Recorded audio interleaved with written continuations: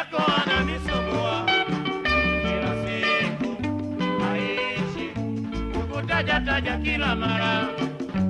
Wakati mwingine anakulilia utamwonea